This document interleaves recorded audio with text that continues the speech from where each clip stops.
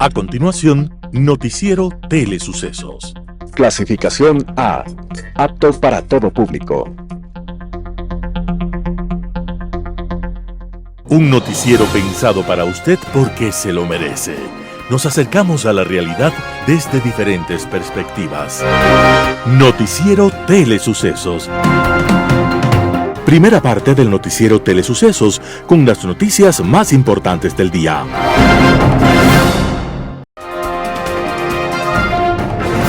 Un día como hoy. Hijo de una familia adinerada y culta, sintió que en la vida no iba a tener tiempo para aprender todo lo que en la vida quería. Sus padres vivían preocupados porque el niño coleccionaba todo lo que encontraba a su paso: piedras, flores, insectos, lagartijas, metales, libros, monedas, frutos. Aquel joven, extraordinario coleccionista y observador, llamado Charles Darwin, fue presionado por su familia para que estudiara medicina, y luego le sugirió que se hiciera pastor religioso. Pero Darwin huyó horrorizado de esa posibilidad.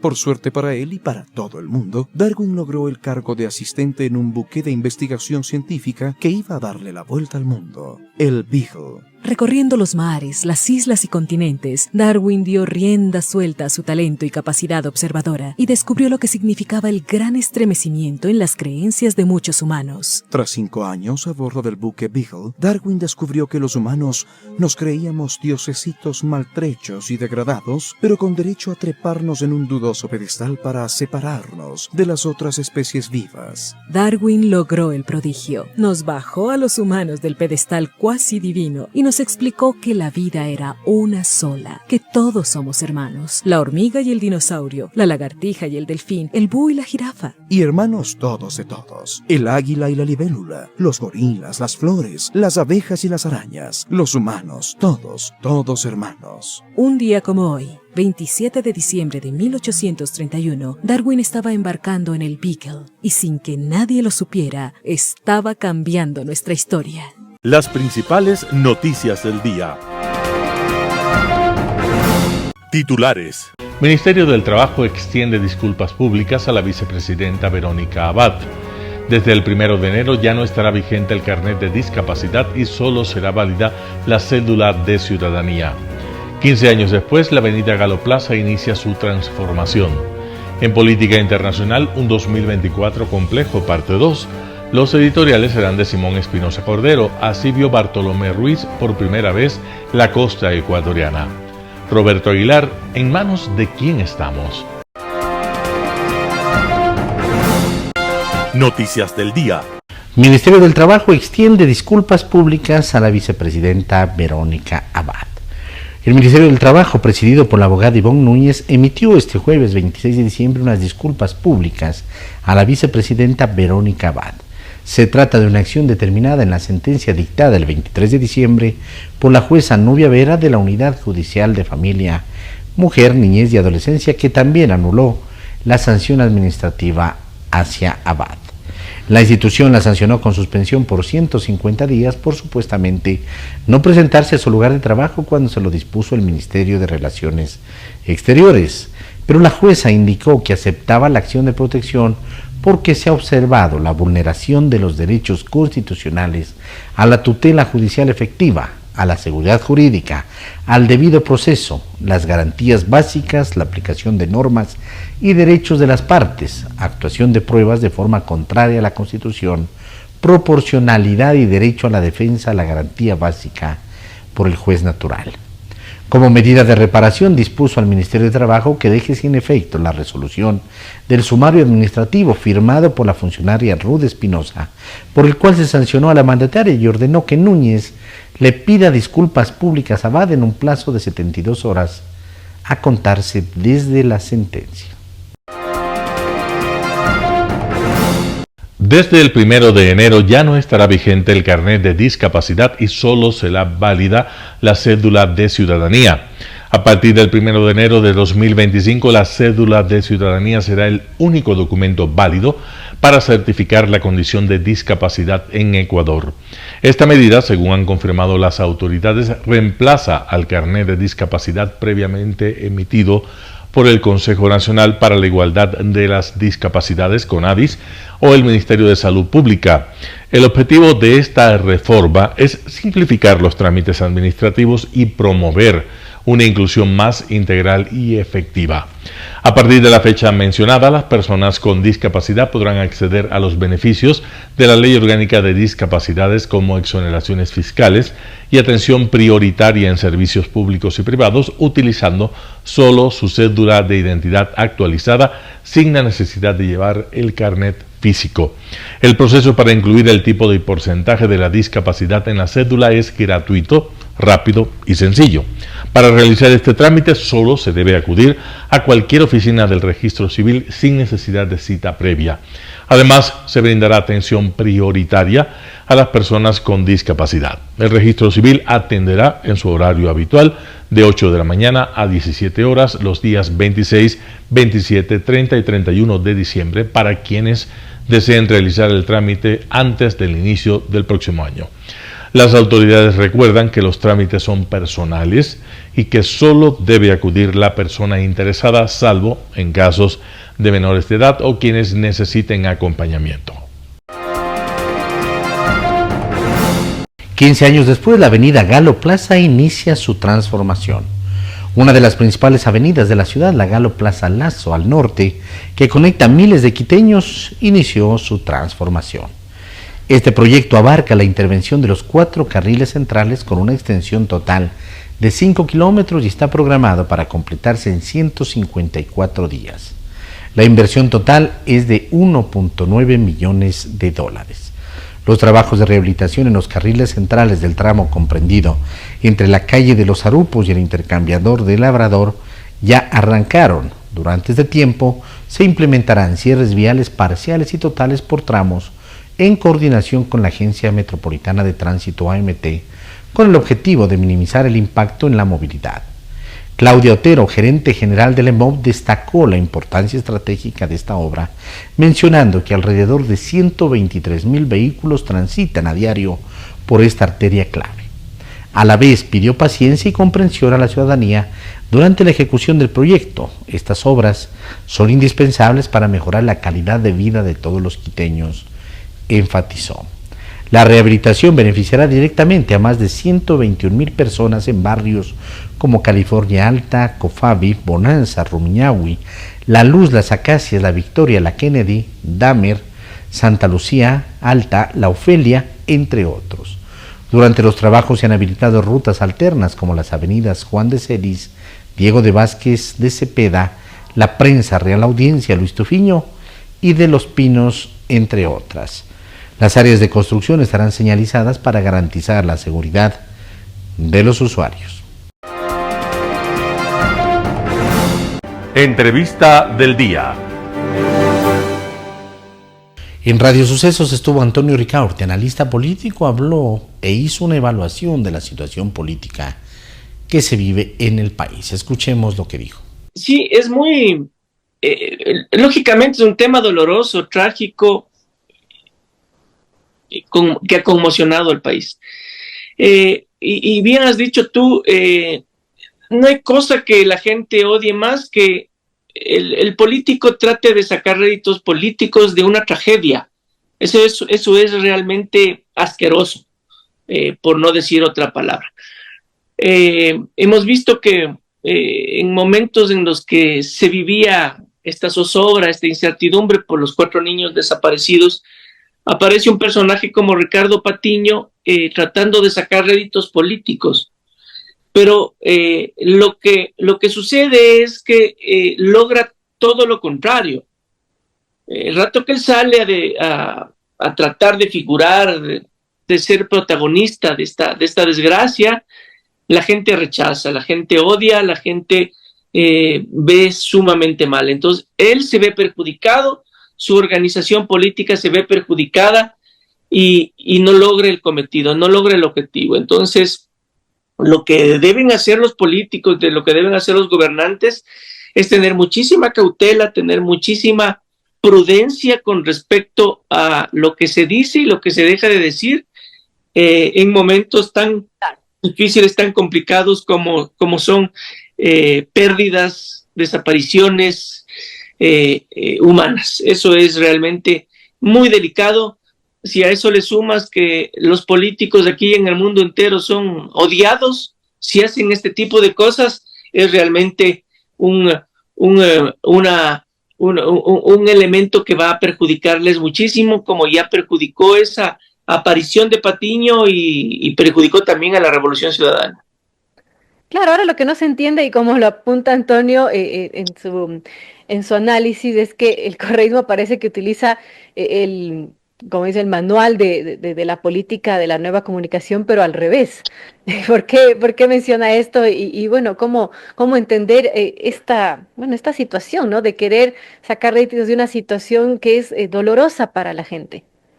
Sí, la Revolución Ciudadana viene haciendo todo lo posible por perder las elecciones. O sea, no de ahora. La anterior elección fue lo mismo y a la anterior fue exactamente lo mismo.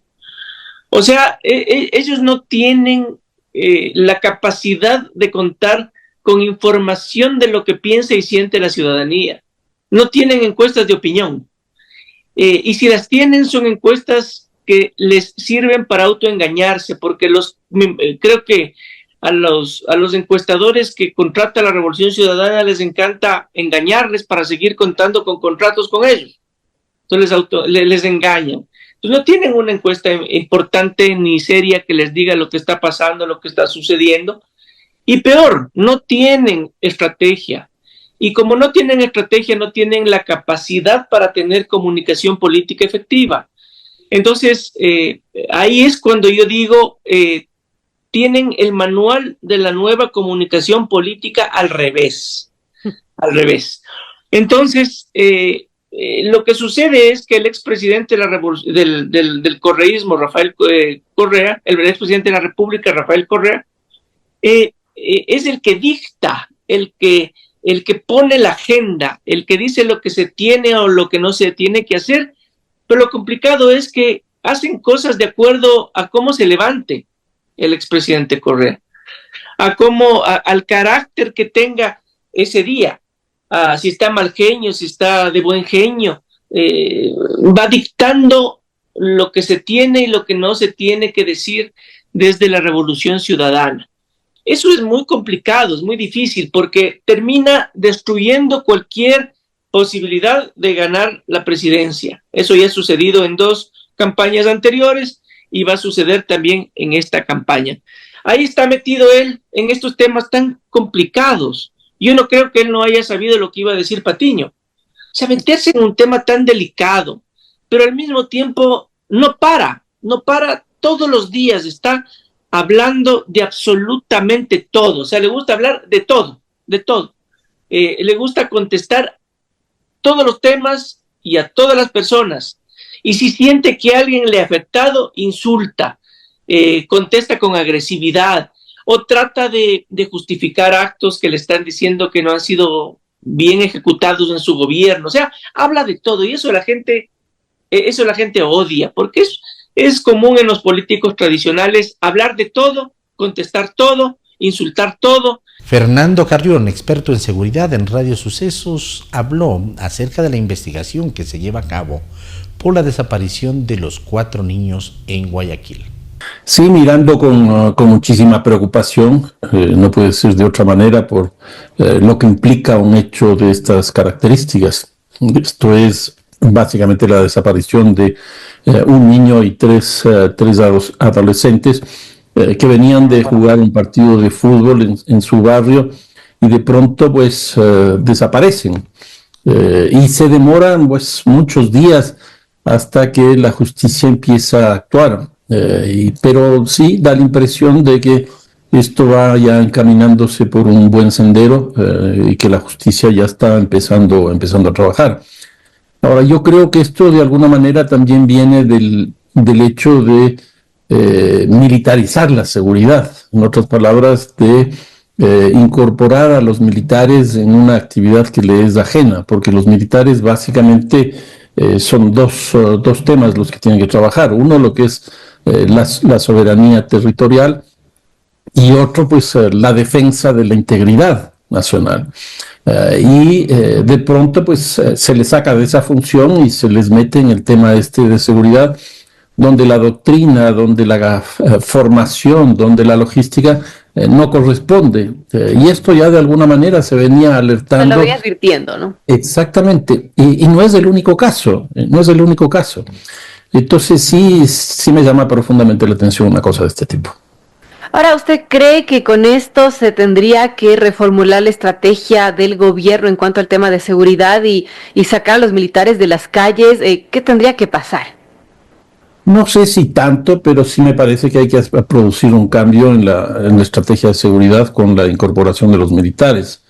Yo veo esta como una tendencia general en América Latina que está conduciendo a problemas muy, muy fuertes. Hay un proceso de policialización de los militares ante prácticamente la ausencia de conflictos territoriales, conflictos nacionales, etcétera, y la emergencia del narcotráfico. Entonces, se está policializando, se les está haciendo policías a los militares. Y lo otro que es también muy llamativo es que a los policías se les va militarizando. Entonces, aquí hay una tendencia a que ya no sean policías civiles, policías nacionales, sino que sean policías militares. Ese es el caso, por ejemplo, de Chile, de Brasil, de Colombia, etcétera. Y me da la impresión que del Ecuador también, a pesar de que todavía son autónomos, dependen básicamente del Ministerio del Interior, pero ya hay ciertos indicios que nos muestran una tendencia hacia eso. Bueno, importante esto. Ahora, sobre la estrategia del gobierno, ¿usted cree que en temas de seguridad ha dado resultados? Se ha hablado de una disminución de los casos de homicidios, sin embargo, temas como secuestros, por ejemplo, han ido en aumento. ¿Qué tan exitosa a su criterio ha sido este año en la aplicación de esta estrategia, del famoso Plan Fénix, del cual no se conoce mucho, pero se habla bastante? En todo caso, ¿cómo ve este tema de la seguridad de cada esta estrategia y de lo que ha venido pasando, ¿no?, con la militarización de la seguridad? A ver, yo lo que veo es que una vez que se decreta el estado de conflicto armado interno a principios de enero, hay un descenso bastante importante de la tasa de homicidios, que dura más o menos 2-3 meses. Esto por la acción inmediata, la acción oportuna que tuvo el gobierno, pero por otro lado también porque las estructuras criminales deciden retirarse de la confrontación y retirarse parcialmente de los hechos delictivos. Pero a partir de ese momento empezamos a tener una tendencia creciente del número de homicidios por mes. Y esto se incrementa mucho más en octubre, cuando viene la crisis de la energía eléctrica. Y la tendencia es, yo tengo desgraciadamente los datos hasta fines de octubre, pero la tendencia es que a fines de este año, es decir, a fines de este mes, volvamos a tener prácticamente el mismo número de homicidios de los que tuvimos a principios del año pasado. En otras palabras, en términos globales, si uno compara este año con el año pasado, sí, hay una reducción, pero si ve uno el comportamiento de los homicidios mes por mes dentro de este año, pues la tendencia nos muestra que se ha recuperado esa tendencia, esa tasa que estaba en caída. Y una cosa interesante, esto que decías al principio, que estos grupos criminales se retiraron, pues lo que estamos viendo es que están volviendo. Se han asesinado a 5 alcaldes, se han asesinado a 8 o 9 miembros de las cárceles del SENAI, de los cuadros altos de la SENAI. Fiscales han corrido la misma suerte. Y el día de ayer, anteayer, tuvimos ya un primer hecho pues muy complejo, que son bombas dentro del sistema carcelario que se está construyendo en Santa Elena. Lo cual muestra que hay un retorno, que hay una recuperación y hay una confrontación directa con el Estado, porque el Estado son los municipios, los alcaldes, el Estado es la justicia, los fiscales, el Estado es también el tema de las cárceles, y ahora pues estas bombas que aparecen, que incluso producen el asesinato de una persona. Santiago Kawaski, docente universitario y analista político en Radio Sucesos, hizo un análisis preelectoral en el Ecuador. Vamos con la nota.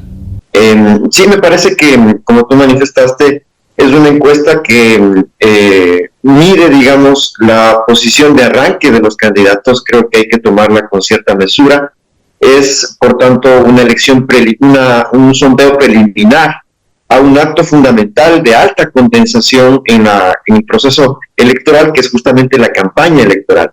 Y la encuesta refleja ciertamente lo que tú mencionaste, es decir, la evidencia de que existen dos candidatos que tienen más conocimiento que el resto, mucho más conocimiento que el resto, por sus propios antecedentes. En el primer caso, tratándose del presidente Noboa, por su propia condición en el cargo, es mucho más conocido que el resto de los candidatos, pero también la candidata González viene precisamente de una participación anterior, de su propio antecedente en el 2023, lo cual hace que el electorado identifique a estas dos candidaturas mucho más que el resto, que las 14 candidaturas restantes, porque en el caso de las 14 restantes es la primera vez que enfrentan una elección presidencial. Claro. Este es un elemento importante porque puede quizás ahora, en este momento, maximizar el conocimiento de los dos candidatos referidos, lo cual puede ser que varíe con el paso del tiempo, especialmente con la campaña electoral. En la campaña electoral todos los candidatos adquieren una igualdad en condiciones, especialmente respecto al fondo de promoción, a su visibilización en radio, en prensa, en vallas publicitarias, en televisión, lo cual puede significar que haya variaciones, pero ciertamente comparto lo que tú mencionas, esta condición de dos candidatos con una alta popularidad, digámoslo así, pero también con un alto conocimiento, está dando como arranque que ellos dos tengan muchas más posibilidades que el resto de sus competidores. Claro, porque si vemos las encuestas, bueno, sumado al resto de competidores, es muy poco el porcentaje que abarcan. ¿Qué podríamos pensar de una tercera vía? Después de la salida de la papeleta electoral, bueno, nunca estuvo, pero digamos que, por decirlo de alguna manera, estaba el precandidato Jan Topic, pero sale esta posibilidad y bueno, ahí se mueven mucho y se reparten los votos, ¿no? ¿Qué podemos decir de eso, de cómo cambia o cómo cambió el panorama electoral con la salida de Jan Topic, de cara a pensar en una tercera vía? Porque, bueno, claro, siempre hay los candidatos de que están más atrás de la papeleta que quieren ser esa tercera vía. ¿Usted cree que pueda existir las condiciones eventualmente para que eso ocurra?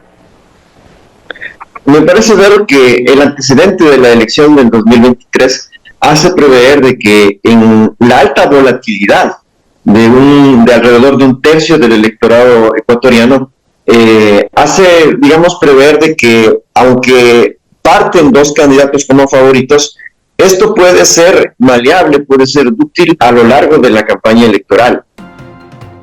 Un panorama de noticias para su estatura intelectual.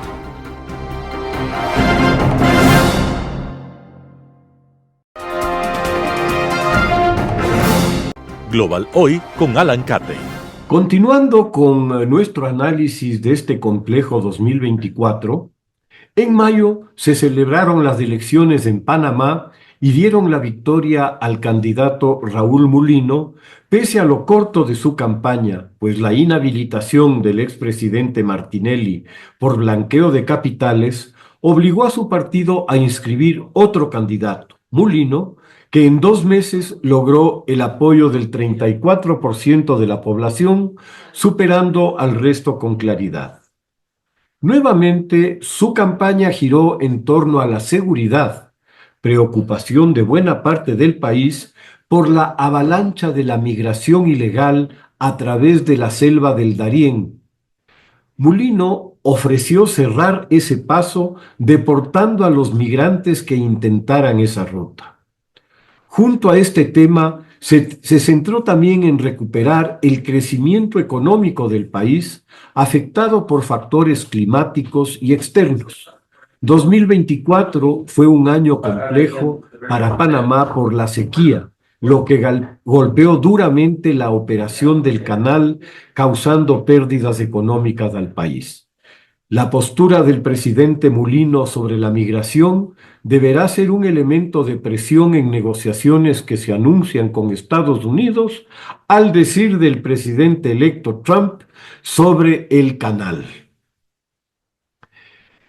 En ese mismo mes, Luis Abinader, presidente de la República Dominicana, es reelecto por amplio margen en una sola vuelta al alcanzar más del 50% de los votos. La gestión que ha conducido en su primer mandato, notable en términos económicos, pero sobre todo sanitarios, al haber enfrentado exitosamente la pandemia y lograr una rápida recuperación del turismo, la principal fuente de divisas de su país, mereció el reconocimiento de la sociedad dominicana. De nuevo, sus propuestas sobre seguridad de línea dura frente al ingreso de ciudadanos haitianos escapando del horror de su país le ha dado un amplio apoyo interno, pues dada la pérdida de cualquier tipo de control estatal en la identidad y antecedentes de haitianos que pretenden ingresar a la República Dominicana, es absurdo el pensar que se abra una frontera sin control a posibles delincuentes altamente peligrosos. Abinader también se abanderó en la lucha contra la corrupción pública con muy buenos resultados. Parecería que su segundo mandato no tendrá mayores contratiempos. En junio, México votó mayoritariamente por la candidata oficialista Claudia Sheinbaum, a la sombra de AMLO, el presidente saliente y gerente propietario del partido Morena. Sin temor a equivocarme, asistimos al retorno de México a un régimen de partido único, como fue el caso del PRI a partir de los años 30 del pasado siglo. La absoluta mayoría de Morena en el legislativo le da carta blanca a la presidencia para llevar adelante el programa morenista de la Cuarta Transformación, una decidida intentona por resucitar lo que el gran Octavio Paz llamó el ogro filantrópico.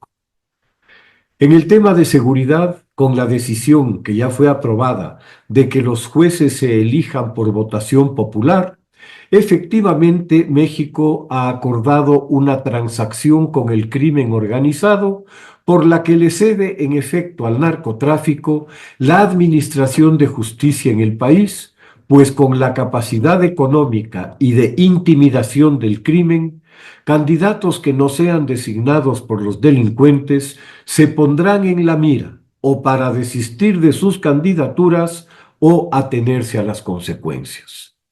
El alineamiento del régimen con el crimen fue evidente ante la captura de Zambada, por lo que parece por una traición de los chapitos y su entrega en Estados Unidos. En lugar de celebrar la captura de un delincuente que por más de 50 años había eludido la cárcel sin que la policía mexicana lo atrapara, lamentó tal circunstancia pidiendo explicaciones por el hecho de que terminara en Estados Unidos para ser juzgado y eventualmente encerrado allá con escasas oportunidades de fuga. En el mes de abril se produjo un incidente de consecuencias en la embajada mexicana en Quito, en la que se había refugiado meses antes el expresidente de Ecuador, Jorge Glass, reo de varios delitos por los que estaba condenado y a la espera de un nuevo juicio por cohecho. Tras varias gestiones fallidas del gobierno ecuatoriano para la entrega del delincuente y ante indicios de que se trataría de sacar subrepticiamente a Glass a México, el gobierno ecuatoriano ingresó a la embajada y capturó a Glass en clara violación de normas internacionales sobre la extraterritorialidad de las misiones diplomáticas. Las demandas de México ante instancias internacionales le han generado problemas a Ecuador, cierto es, pero posiblemente bastante menores de los problemas internos que un escape de un delincuente tan notorio hubieran causado en el país. Quedó en claro, sin embargo, que para México tampoco fue un buen negocio seguir con una política exterior ideologizada que se manifestó en actos intervencionistas en otros países, perdiendo mucha de su imagen hacia el exterior. Así lo evidencian la declaración de persona non grata a los embajadores en Perú y en Bolivia, al alinearse México con un Morales, reo de fraude electoral, además de lo recién salido a la luz, su pedofilia y violación a una menor de 15 años, y con un Castillo que efectivamente pretendió disolver el Congreso y proclamarse dictador. El 26 de julio se celebraron elecciones, que las pongo entre comillas, en Venezuela, con el fraude como telón de fondo desde el inicio del proceso, con la inhabilitación de María Corina Machado, que había obtenido el 92% de los votos en las primarias opositoras, con lo que la narcodictadura supuso produciría la fragmentación de la oposición para su beneficio. El poder de la imagen y la autoridad que tiene María Corina logró evitar tal circunstancia y designó a un desconocido candidato para su reemplazo en la papeleta, que es Edmundo González, un diplomático sin trayectoria en la política que debía enfrentar a Maduro con todo el aparato que 25 años de narcodictadura han consolidado en Venezuela. El fraude continuó con la exclusión del padrón de los 8 millones de venezolanos expulsados del país ante la catástrofe económica que ha sumido al 93% de la población en la miseria, con un salario básico ofensivo de $5 por mes. Pero ni la inhabilitación ni la exclusión fueron suficientes para Maduro. Más del 60% de los votos fueron para González, cuya validez fue sostenida por un notable trabajo ciudadano de recopilación de actas electorales, donde la victoria de González se registraba de manera indiscutible. La narcodictadura, indiferente a la realidad, apegada a su decisión de no irse, ni por las buenas ni por las malas, y como se dice, entre gallos y medianoche, proclamó a Maduro como vencedor sin mostrar una sola acta para respaldar tal proclama. El fraude se expuso en toda su crudeza y la comunidad democrática internacional rechazó y repudió el burdo proceso. Obviamente, los gobiernos afines a la narcodictadura reconocieron enseguida a Maduro en demostración de un fuerte espíritu de cuerpo, inspirado en el refrán de hoy por ti, mañana por mí. Cuba, Nicaragua, Bolivia, Rusia, Irán, la Siria de un Asad aún no fugado, reconocieron en Maduro a uno de sus pares y se alinearon con él, algo esperable en esos regímenes. Lo que no era esperable es la dubitación cobarde y vacilante de Brasil, Colombia y México, incapaces de separarse definitivamente, no de un coideario, pues si Maduro lo es, entonces la izquierda está más podrida de lo imaginable, sino de un criminal que está dispuesto a todo para conservar el poder en el narcoestado venezolano. Nunca me llamó la atención la postura de AMLO por la total ideologización de su política exterior, anfitrión del Grupo de Puebla y de corruptos de todo pelaje en México, pero ciertamente la postura de Lula fue vergonzosa. Lo de Petro se inscribe en sus cercanías con Chávez y su dificultad ideológica de separar al régimen de Maduro con lo que él habrá visto en Chávez. Es la misma confusión que lo aqueja en uno de sus proyectos estrella, La Paz Total, con los delincuentes de las disidencias de las FARC y con el ELN, que se han burlado como han querido de sus empeños. Finalmente, el presidente Lula encontró su dignidad luego de los ataques e insultos de Maduro, marcando distancias con el dictador. Seguramente los recuerdos de su lucha contra las dictaduras en su país le ayudaron a recuperarla. En enero, el dictador se posesionará como presidente sin importarle un rábano que la opinión pública internacional lo considere lo que es, un delincuente disfrazado de político, sostenido por la fuerza de sus matones. La heroica lucha de María Corina Machado será un recuerdo de coraje e inteligencia, pero que nunca tuvo una oportunidad ante una banda sin escrúpulos que no se detendrá ante nada para quedarse con el poder, como se lo ha visto en los asesinatos y encarcelamientos de miles de venezolanos para ser torturados en los presidios de la dictadura. Muchas gracias. Editorial. Así vio Bartolomé Ruiz por primera vez la costa ecuatoriana. Artículo de Simón Espinosa Cordero. Francisco Pizarro, Diego de Almagro y Gaspar Espinosa fundaron en Panamá la Compañía de Levante a principios de la década de 1520 para explorar las costas del Océano Pacífico. El primer intento no les fue propicio. Tuvieron suerte cuando una cabalgada les dio el primer oro colombiano a orillas del río San Juan. Pizarro dispuso que Almagro trajera de Panamá caballos, vituallas y soldados. Ordenó además al marino andaluz Bartolomé Ruiz echar un vistazo a las costas del sur y decidió quedarse donde estaba a esperar los resultados de la doble misión. En ese momento entra Ecuador en escena. Con vientos favorables, la nave de Ruiz había llegado a una hermosa bahía. El español tenía ante sus ojos las costas de Esmeraldas. Era el primer europeo que surcaba aguas ecuatorianas, veía playas risueñas y se asombraba de los nativos que pacíficamente se adentraban en la mar para darle la bienvenida. Echó anclas en el río Esmeraldas. Fue tratado con afecto, pudo visitar 3 pueblos grandes cuyos habitantes, presididos por 3 personas adornadas con diademas de oro, llevaban joyas del mismo metal. De los bosques cercanos le llegaban rachas de fragancias vegetales.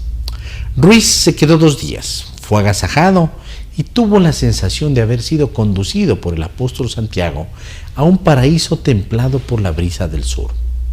Alegre volvió a la mar y siguió costeando, mirando maravillado una vegetación siempre verde, unos bien ordenados campos de cultivo, colinas suaves, bosques de árboles corpulentos y el humo de las viviendas.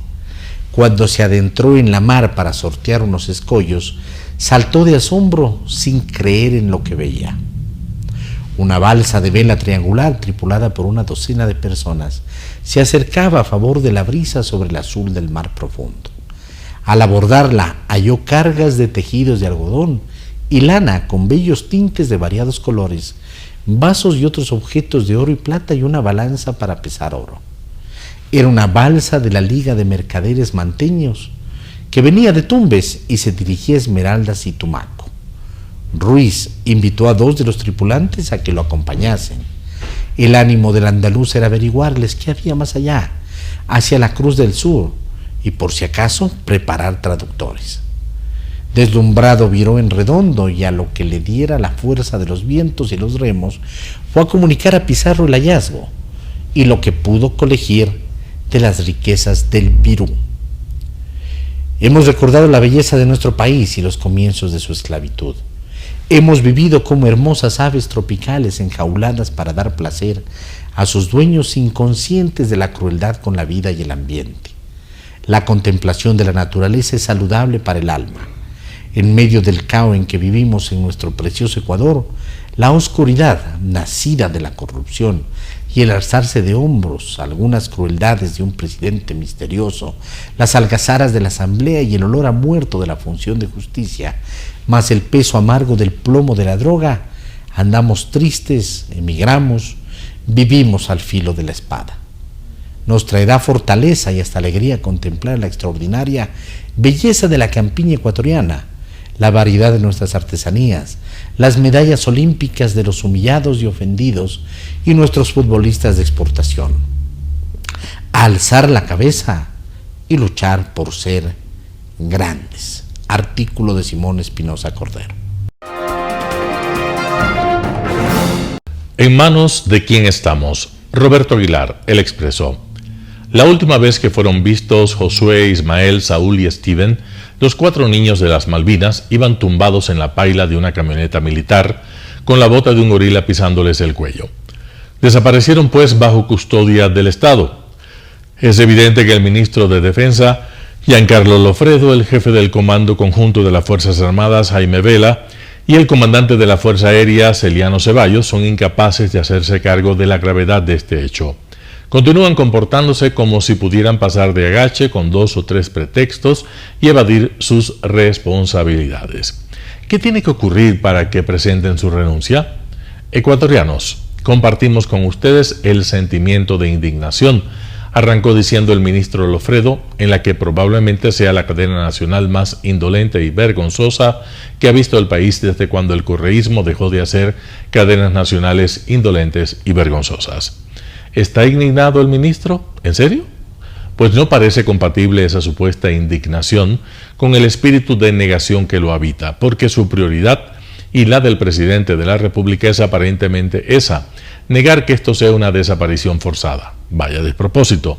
Desaparición forzada es aquella en la cual la detención ha sido operada por agentes del Estado, exactamente como en este caso. Y como no pueden negar que se los llevaron, quieren convencernos de que los soltaron, sin pruebas, porque cuando se secuestran niños no se tienen protocolos, no se siguen procedimientos, no se dejan registros ni constancias, como las mafias. Sí, hubo una intervención militar, dice el jefe del Comando Conjunto, pero se descarta cualquier participación de la fuerza pública en hechos posteriores. ¿Posteriores a qué? A que los abandonaran, dónde, cómo, y se cree dispensado de probar sus explicaciones. ¿No más hemos de confiar en él? ¿A cuenta de qué? Tan disparatada y contradictoria es la patraña montada por este grupo de señores que ya no hay forma de que se sostenga. De pronto, este lunes, mientras el país reaccionaba con incredulidad ante el oportunismo del repugnante Ricardo Patiño, el ministro de Defensa halló un informe. ¿De quién? ¿De qué? ¿Dónde reposa? ¿Por qué no lo mostró en la cadena del sábado? ¿No lo conoció ese día cuando se reunió con el alto mando para preparar sus declaraciones? Un informe que cuenta la triste verdad, dice, los niños eran ladrones. Se los encontró en delito flagrante, ya se los llevan los militares y de pronto podemos inferir, imaginar, les da lástima y los sueltan, inventa el ministro. Lo que ocurriera después, claro, no es responsabilidad de nadie. La falta de lucidez de Giancarlo Lofredo es abrumadora. Casi simultáneamente, en Radio Democracia, entrevistado por Miguel Rivadeneira, el presidente Daniel Noboa despachaba con ligereza la más disparatada y extravagante, la más grosera de cuantas necedades se han dicho en este caso. He sugerido a una comisión que los 4 chicos sean considerados como héroes nacionales. ¿Héroes? ¿No que eran ladrones? Cualquier cosa con tal de no tener que ponerle nombres irresponsables a la barbaridad cometida, lo que sea, hasta lo más absurdo para no hablar de lo importante, el desafuero, la impunidad, la falta de protocolos y reglas con que operan en la calle, en cuadrilla, en trinca, en barra, en patota unos militares absolutamente impreparados para interactuar con la civilidad, capaces de arrear a patadas a un niño de 11 años que ni siquiera tiene la edad, pero ellos no lo saben, ellos no saben nada, para ser imputado de delito alguno. No faltarán un ministro y un general que los proteja, pero con 4 nuevos héroes en el altar cívico quizá olvidemos que estamos en las peores manos. Roberto Aguilar, El Expreso. Noticias internacionales.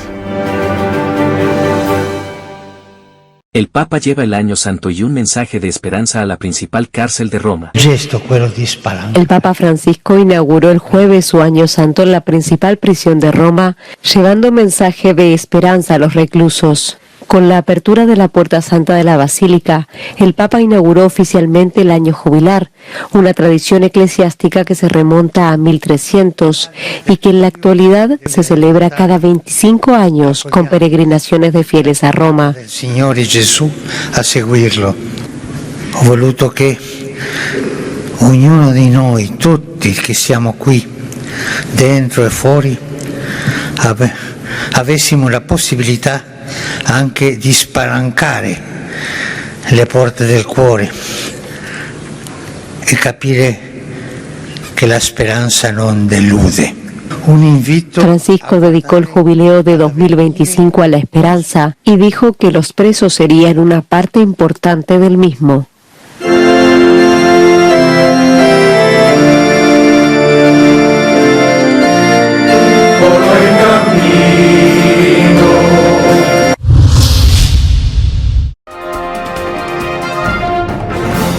dolor y lágrimas en las ceremonias conmemorativas del 20 aniversario del tsunami en el Índico.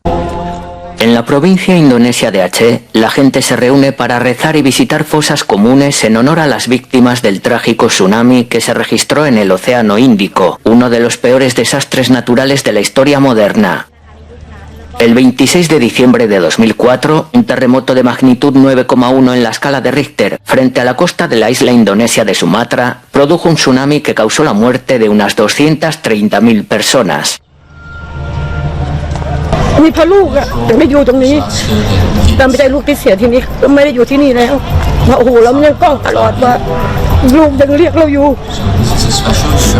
เราทิ้งลูกไปไม่ได้ไง Alrededor de 1,7 millones de personas se vieron desplazadas, sobre todo en los 4 países más afectados: Indonesia, Sri Lanka, la India y Tailandia.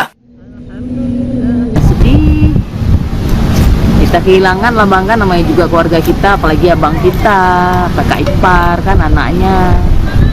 Sedih lah bang pokoknya. Ya nggak orang rasain lah gitu kan, beda-beda lah kan ininya kan, ya sedih lah bang kehilangan keluarga. Banyak sekali pelajaran yang bisa saya ambil. Yang pertama, hidup ini hanya sementara. Jadi kita lakukan yang terbaik hidup ini supaya bermanfaat bagi orang lain. Las infraestructuras de las zonas afectadas se han reconstruido y ahora son más resistentes que antes de la tragedia. Se han instalado sistemas de alerta temprana en las zonas costeras para advertir a los residentes de posibles tsunamis, dándoles tiempo para que se pongan a salvo.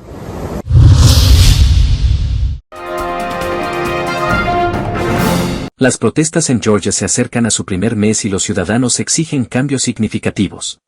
A punto de cumplirse un mes de protestas en Georgia, los ciudadanos de todo el país siguen exigiendo cambios políticos significativos, incluidas nuevas elecciones parlamentarias y la liberación de los presos detenidos durante las manifestaciones, que comenzaron el 28 de noviembre después de que el primer ministro anunciara que Georgia pospondría su candidatura a la UE hasta 2028. Unas protestas que se han caracterizado por un flujo constante de personas que marchan durante el día y no desfallecen durante la noche. En el último mes, un amplio abanico de grupos se han unido en su llamamiento conjunto al cambio. Entre los participantes hay estudiantes, mujeres, profesionales de diversos campos e incluso bailarines que interpretan korumi, una danza de combate tradicional georgiana. რაც ამ ასეთ ეს ხალხი ითხოვს არის ადამიანელი არჩევნები გათავისუფლდნენ ის უკანონოდ დაპატიმრებული დატყვევებული ადამიანები და ცვლილებები უკეთესი მომავლისკენ ევროკავშირისკენ იმისკენ რომ ჩვენ მართლა ვართ იმ ევროპის ნაწილი ევროპული ოჯახის და ევროპაში არის მართლა ნათელი მომავალი და მართლა ის რაც ყველა ჩვენგანს გვინდა. Este miércoles el movimiento fue testigo de una nueva muestra de fuerza cuando un amplio grupo de armenios, azerbaiyanos y otras minorías que viven en Georgia se unieron a las protestas en lo que se denominó la Marcha de la Unidad. Caminando por la calle principal de Tiflis, prestaron su voz al coro de voces que piden un cambio político.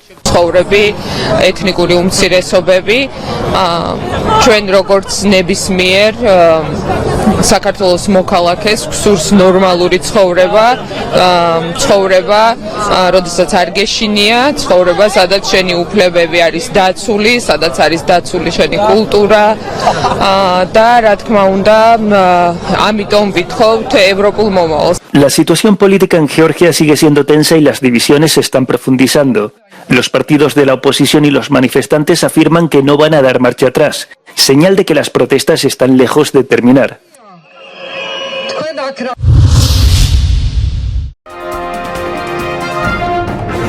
Israel y Hamás se acusan mutuamente de complicar la consecución de un acuerdo de alto el fuego.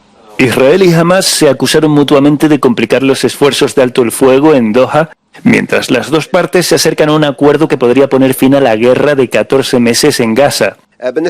Este miércoles Hamás acusó a Israel de introducir nuevas condiciones relacionadas con la retirada de Gaza, mientras que el gobierno de Israel acusó a Hamás de renegar de los entendimientos que ya se habían alcanzado. El portavoz del Ministerio de Asuntos Exteriores de Qatar dijo en Doha el martes que las conversaciones seguían en curso de todos modos. Mientras tanto, en una visita a Gaza, el ministro de Defensa de Israel alardeó de haber desmantelado recientemente, según asegura, infraestructura subterránea de Hamás que incluiría 2 rutas de túneles de 2 kilómetros de longitud. Un vídeo térmico publicado por el ejército israelí asegura mostrar varios túneles en el sur de la Franja de Gaza siendo destruidos. Por otro lado, las familias de los rehenes retenidos por Hamas celebraron una conferencia de prensa de emergencia en Tel Aviv este miércoles tras el regreso del equipo negociador de alto nivel de Israel desde Doha. Los familiares incrementaron su presión sobre el gobierno de Israel para que alcance un alto el fuego y el fin de la guerra. Unos 100 rehenes continúan retenidos en Gaza, aunque se cree que solo 2/3 siguen con vida.